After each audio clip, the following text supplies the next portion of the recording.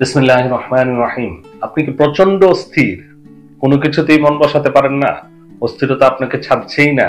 আজ এই ব্যবসা তো কাল সেই ব্যবসা, আজ এই চাকরি তো কাল সেই চাকরি, কোনো কিছুতেই মন বসছে না? তাহলে এই 1 মিনিটের ভিডিওটি হতে পারে আপনার জন্য একটি পারফেক্ট সলিউশন। বিসমিল্লাহির রহমানির রহিম। আসসালামু আলাইকুম এভরিওয়ান। আমি ডাক্তার সাইদুর রহমান, আমার চ্যানেলে আপনাদেরকে স্বাগত।